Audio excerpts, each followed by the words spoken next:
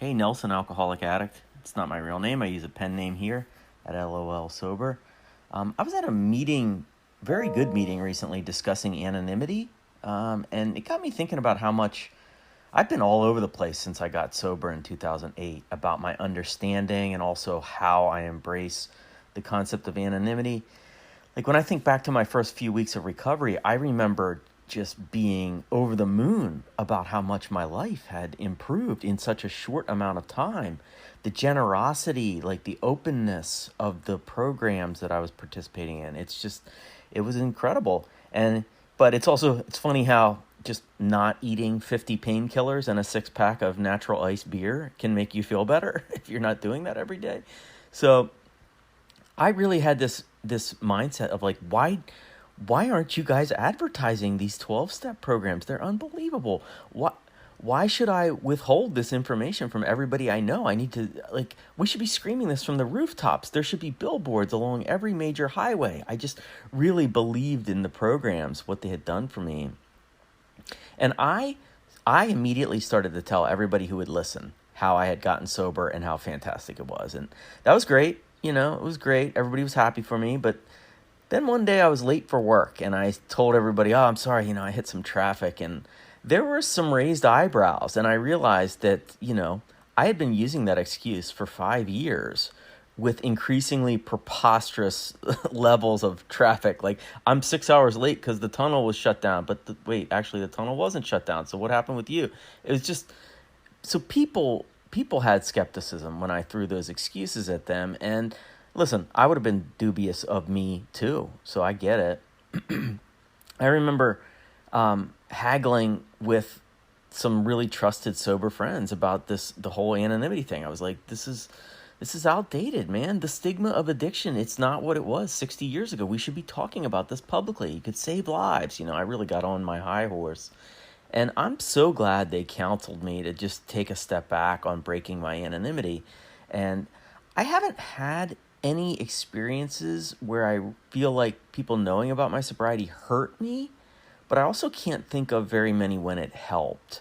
I caught myself throwing it out there over the years once in a while in a clout chasing way. Like, people clap.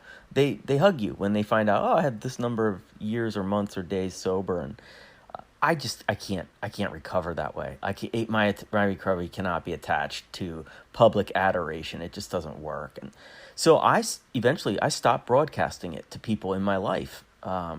And I'm glad I did. People, they just don't need to know. It's not often that they need to know. And I have found that by protecting my anonymity, I might be protecting yours too, because when I hug you at the grocery store or I see you at the mall, it doesn't automatically broadcast like, oh, that guy must be an alcoholic too.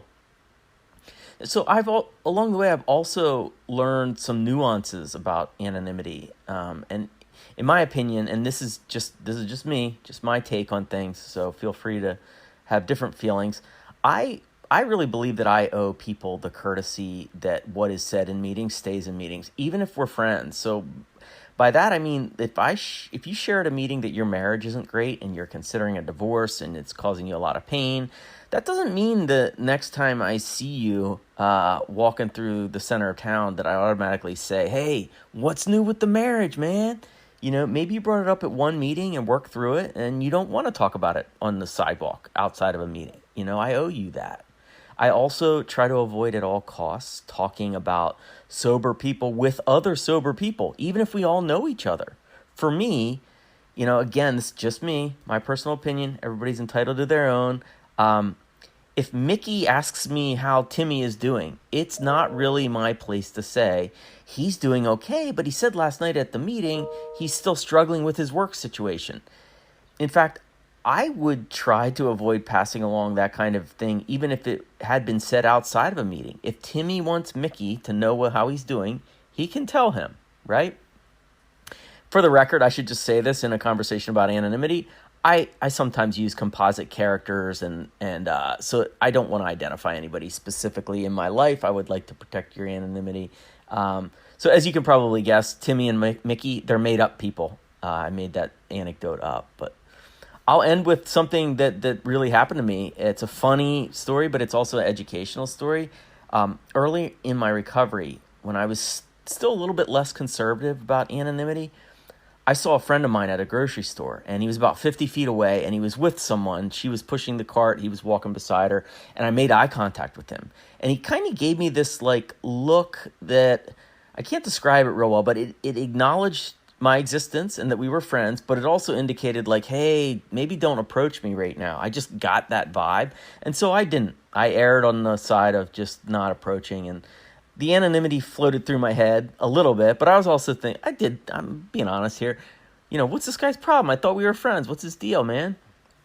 So a few hours later, he called me and he explained. He said, I'm sorry, I didn't say hello, but I was on a first date with someone that I'm really interested in, and we decided for our first date we would cook dinner together. And so we went to the grocery store and we plotted out what we wanted to make, and we got the ingredients, and it was a really nice date. He wasn't quite ready to hit her in the grocery store aisle with like, hey, I'm an alcoholic, let me explain my history to you. They weren't at that stage. And that interaction, it's mildly amusing, but I learned a bigger lesson, which is that our anonymity is valuable. It really is. You should be able to go on dates and maybe fall in love without some bozo like me informing your potential significant other that you have an alcohol or drug problem. So lesson learned. Thanks for letting me share.